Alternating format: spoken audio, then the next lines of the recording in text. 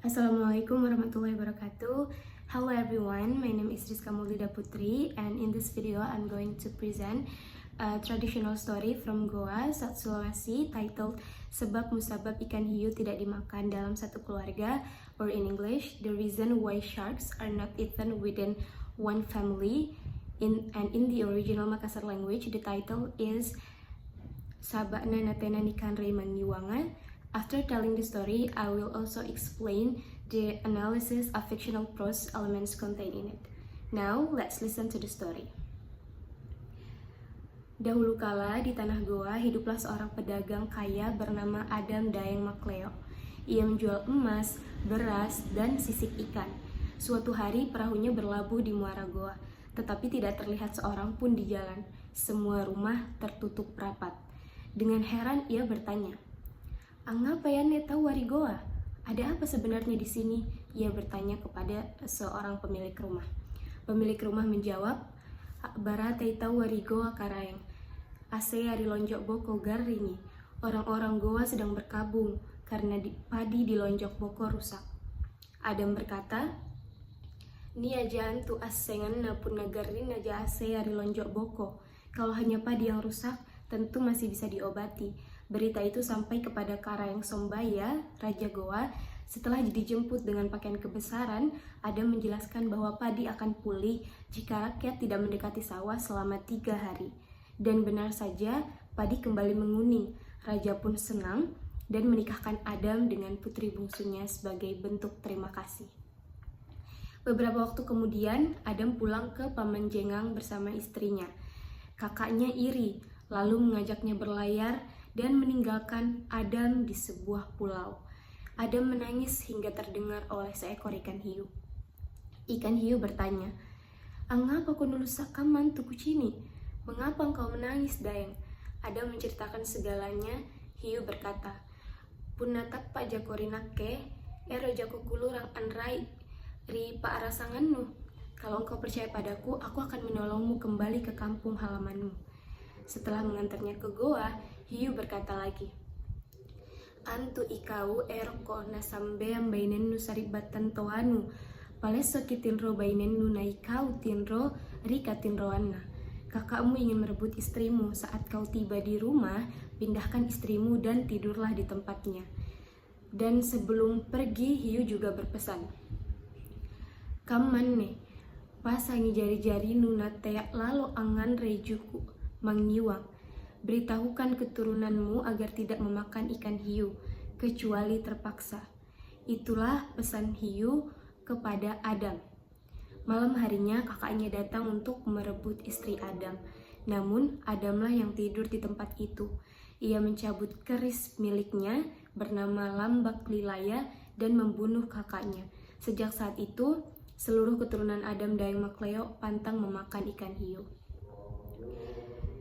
So, now let's analyze the fictional prose elements of the story. The first is theme. The central theme of Sabakna Natena Nikan Rayman Yuwangan revolves around loyalty, gratitude, and divine justice. The story portrays the importance of honesty and keeping promises, as seen in Adam Daeng Makleok's vow never to eat shark meat and gratitude for the shark's help. This reflects the Makassar people's belief that moral conduct and divine will are inseparable in maintaining social harmony. So, the second element is plot. The plot follows a chronological structure typical of traditional folk tales. It begins with the exposition, continues with the exposition, that is Adam Daeng Makleo arrives in Goa and discovers people mourning.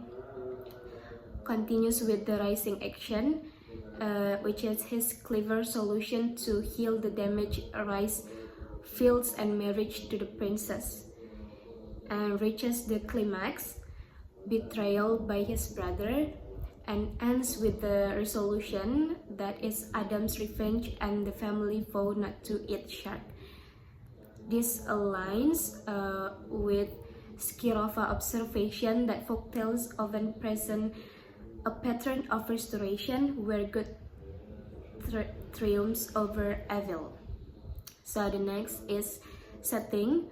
The story is set in Goa, South Sulawesi, during a time when kingdoms and noble titles such as Karangsombaya existed. The setting plays a crucial cultural role as it highlights the hierarchical structure and maritime life of Makassar society. The fourth is characters. Adam Dayang Makleo, a wise and faithful merchant who symbolizes integrity and perseverance. Next is Karangsombaya, the king of Goa, representing wisdom and fairness.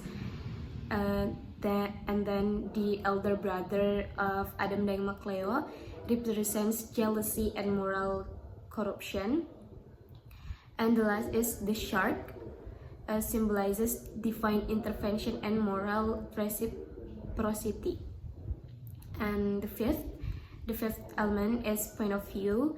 The story uses a third-person omniscient narrator who knows the thoughts and actions of all characters. This perspective helps to provide moral commentary and guidance for readers, aligning with traditional oral storytelling styles in Indonesian folklore. As Wielekowski explains, an omniscient narrator in folktales serves to emphasize universal truth and moral lessons. So next element is style and tone. The language style in this folktale is formal, descriptive, and culturally expressive, reflecting traditional Makassar oral literature.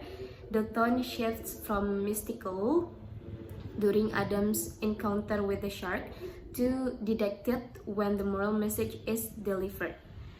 Gayatri notes that traditional stories in Indonesia often use a didactic tone to internalize Islamic values and moral reasoning. So the next element is conflict. The primary conflict is man versus man between Adam Dayang Makleo and his jealous brother. However, there's also a moral spiritual conflict between sincerity and greed. As Dewi highlight, conflicts in folklore typically reveal moral testing, showing that good deeds are rewarded by divine justice. This aligns with how Adam's faith and patience ultimately save him, while his brother meets a tragic fate. So, and then the next is symbolism and imagery. The shark symbolizes providence and moral law, the divine helping hand that guides the faithful. The sea represents faith and uncertainty, while the Keris Lambak Lilaya embodies justice and retribution. Such imagery, according to Wielekowski, conveys universal moral values through local cultural objects. And the last element that will be analyzed is Islamic values. That is, the story reflects deep Islamic moral values, particularly gratitude atau syukur, keeping promises, amanah, and avoiding cruelty or zolim. Adam Dayang Makleo's faithfulness to his foe represents obedience to God's moral law. Gayatri argue that teaching Islamic values through folktales enables students to understand moral education in a contextual and humanistic way. Likewise, Dewi state that such stories help reinforce akhlak moral conduct in Indonesian learners. So that's all from me. Through this story, we can learn that kindness and honesty will always be rewarded. Thank you for watching. Wassalamualaikum warahmatullahi wabarakatuh.